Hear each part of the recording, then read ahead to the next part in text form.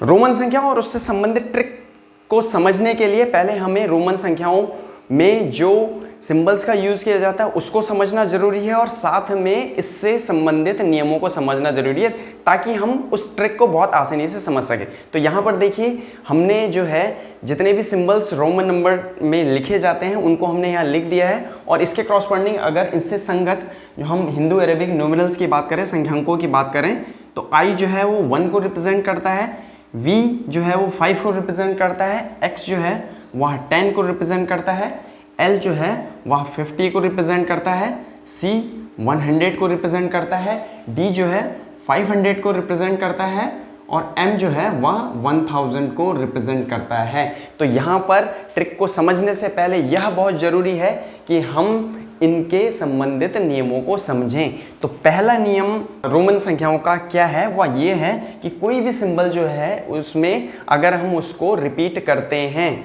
तो वो अंक जुड़ते जाते हैं। तो जैसे अगर हम आई सिंबल को लिख रहे हैं, इसको अगर हमने 2 बार लिखा है, इसका मतलब है कि आई की वैल्यू है 1 और दूसरे आई की वैल्यू भी 1 है, तो ये दोनों जुड़ जाएंगे, तो इसका मान क्या है 2 है। तो यह जो सिंबल है वह 2 को रिप्रेजेंट करता है। इसी तरीके से अगर हम बात करें x अगर हम लिख देते हैं 2 बार, तो जब भी रिपीटेशन होगा तो वह संख्यांक जो है उतनी ही बार जुड़ जाएंगे। तो 10 + 10 हो जाएगा ये, तो इसका मतलब है x जो है वो 20 को रिप्रेजेंट कर रहा है। अब इसमें दूसरा नियम ये कहता है कि कोई भी सिंबल जो है वह 3 बार से ज़्यादा रिपीट नहीं होता। तो मैक्सिमम जो है वो 3 बार हम इसको रिप्रेजेंट कर सकते हैं। अब यहाँ पर एक बहुत इंपॉर्टेंट ट्रिक है जो वो ये है कि जो हमारे ये सिंबल्स हैं V, उसके बाद L और उसके बाद D, ये सिंबल्स जो हैं यहाँ पर देखिए ये ट्रिक, इसको आप याद कर सकते हैं। आपने सारे सिंबल्स को ऑर्डर में लिख लिया क्रम में, उनकी वैल्यूज़ के क्रम में, फिर उसके बाद आपको इससे बहुत आसान हो जाता है इसको याद करना कि V, उसके बाद आप एक गैप करते हैं L और उसके बाद D जो है, ये तीनों सिंबल्स जो हैं वह रिपीट नहीं होते हैं। तो यहाँ पर ये दूसरा नियम है, मैक्सिमम ये 3 बार ही रिपीट हो सकते हैं। और दूसरा जो है आपका V की बात करें, हम L की बात करें और D जो है, यह तीनों रिपीट नहीं होते। तो जब आप इस तरीके से लिख लेते हैं सिंबल्स को, उसके बाद आपको आइडेंटिफाई करना बड़ा आसान होता है। ये आपको याद भी रहेगा एक ट्रिक के रूप में कि हाँ जी V, L और D एक एक क्रम जो हमने मार्क किया है इस तरीके से, तो ये फिगर से हमें याद हो जाता है कि ये सिंबल्स रिपीट नहीं होते हैं। रोमन संख्याओं का तीसरा नियम ये कहता है कि जो भी हमारे यहाँ सिंबल्स हैं, तो किसी छोटे मान वाले सिंबल को, प्रतीक को अगर हम क्या करते हैं किसी बड़े मान वाले प्रतीक के साथ क्या करते हैं कि दाईं ओर लिखते हैं, तो उसमें मान जुड़ जाता है। तो यहाँ पर अगर हम बात करें, जैसे हमने V लिखा है और I जो कि V से छोटा है, अगर हम इसको दाईं तरफ लिखते हैं, V के दाईं तरफ लिखते हैं, तो यहाँ पर ये मान इसमें जुड़ जाता है। तो देखिए इसका मान क्या होगा, V की जो वैल्यू है वह 5 है और I की वैल्यू जो है 1 है। तो इस तरीके से VI जो है वो रिप्रेजेंट करता है 6 को।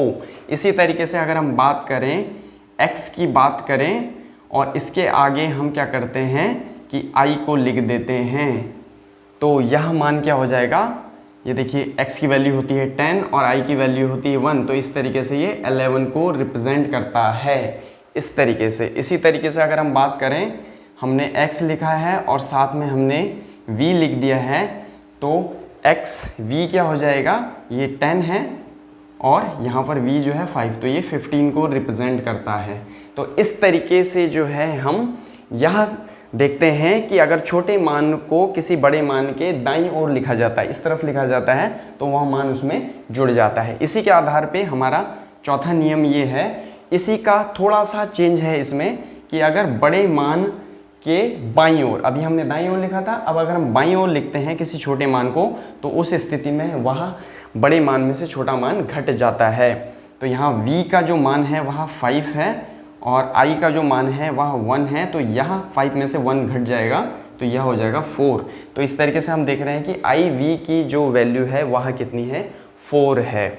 इसी तरीके से अगर हम दूसरे एग्जाम्पल की बात करें, तो X जो कि एक बड़ा मान है, उसके बाईं तरफ अगर हम I लिख देते हैं, तो यह मान क्या हो जाएगा, X का मान है देखिए 10 और I का मान है 1, तो यहाँ ये सब्ट्रैक्ट हो जाता है, तो यह हो जाता है 9।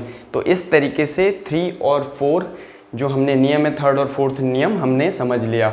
अब इसी के आगे अगर हम फिफ्थ नियम पे चलें तो फिफ्थ नियम ये कहता है कि ये जो सिंबल्स हैं, अभी हमने शुरुआत में समझा था कि V, L और D ये जो सिंबल्स हैं वो रिपीट नहीं होते हैं। अभी थर्ड और फोर्थ नियम में हमने ये पढ़ा है कि कोई भी सिंबल, छोटा सिंबल अगर बड़े सिंबल के दाईं ओर लिखा जाता है तो ऐड हो जाता है, बाईं ओर लिखा जाता है तो वह सब्ट्रैक्ट हो जाता है। पर यहाँ वही कमाल की बात है, ये एक ट्रिक हो गई कि V, L और D ये सिंबल्स कभी भी किसी भी बड़े सिंबल के बाईं ओर नहीं लिखे जाते हैं। अर्थात जो है हम ये आपका जो वैल्यू है यह बिल्कुल ही गलत है। इसका मतलब है कि ये 10-5 नहीं होगा, तो ये वैल्यू गलत है। तो यहाँ पर इसको हम ट्रिक के जरिए याद कर सकते हैं। जैसे V, L और D सिंबल्स रिपीट नहीं होते हैं एक से ज़्यादा बार, उसी तरीके से V, L और D जो है किसी भी बड़े सिंबल के बाईं ओर नहीं लिखे जाते हैं।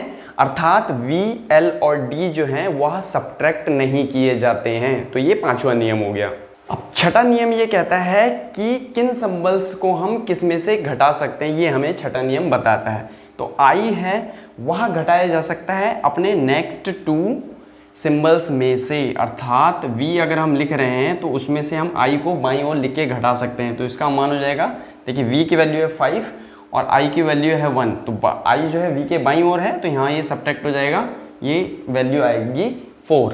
तो IV की वैल्यू जो है 4 है। इसी तरीके से हम बात करें I जो है X में से भी सब्ट्रैक्ट हो सकता है उसके बाईं ओर लिखकर। तो X की वैल्यू होती है 10 और I की वैल्यू है 1, तो यहाँ सब्ट्रैक्ट हो जाएगा 9 होके। अब नेक्स्ट बात करते हैं V। हमें पता है कि V सब्ट्रैक्ट नहीं होता किसी भी सिंबल से, L आपका सब्ट्रैक्ट नहीं होता और D आपका सब्ट्रैक्ट नहीं होता। तो अब बचा नेक्स्ट X। X किस किस में सब्ट्रैक्ट हो सकता है? तो X अपने नेक्स्ट 2 नंबर्स से और लास्ट में M से सब्ट्रैक्ट हो सकता है। तो X सब्ट्रैक्ट होता है L से, C से और M से। तो अगर हम बात करें C हमने लिखा है, उसके बगल में अगर हम X लिख देते हैं बाईं ओर तो यहाँ ये वैल्यू हो जाएगी। देखिए C की वैल्यू है आपकी 100 में से आपका 10 सब्ट्रैक्ट हो जाएगा तो ये वैल्यू आ जाएगी 90। तो इस तरीके से हमने इन नियमों को समझा ट्रिक्स की सहायता से। अब हम देखते हैं कि कैसे जो है हम 1 से लेकर 100 तक की संख्याओं को इन नियमों के आधार पर आसानी से लिख सकते हैं। 1 के लिए जो सिंबल यूज होता है वह I होता है यूज। 2 के लिए अगर हम बात करें तो I को हम रिपीट कर देंगे 2 बार। 3 हुआ आपका I, ये आपका 3 हो गया। 1 + 1 + 1 1 1 2 एंड 3। 4 के लिए होगा सिंबल 5 में से हम क्या करेंगे 1 को सब्ट्रैक्ट करेंगे तो ये 4 हो गया। 5 जो है वह रिप्रेजेंट किया जाता है V से। 6 जो है वह V में I को दाईं ओर लिखकर ऐड कर दिया जाएगा। तो 7 होगा आपका V और I, ये 7 हो गया। इसी तरीके से अगर हम 8 की बात करें तो 8 हुआ हमारा V5 में हम क्या किया 3 ऐड कर दिया। अगर हम 9 की बात करते हैं तो 10 में से जो है I सब्ट्रैक्ट हो जाएगा, 1 सब्ट्रैक्ट हो जाएगा 9। 10 जो है वह X द्वारा रिप्रेजेंट किया जाएगा। इसके बाद हम बात करते हैं 20 की, 20 की, तो X और X ये हो गया 20 हो गया। 30 की बात करें तो X 3 टाइम्स रिपीट हो जाएगा, ये 30 हो गया। 40 की बात करें तो जो L है इसमें से हम क्या करेंगे X को सब्ट्रैक्ट कर देंगे तो ये 40 हो गया।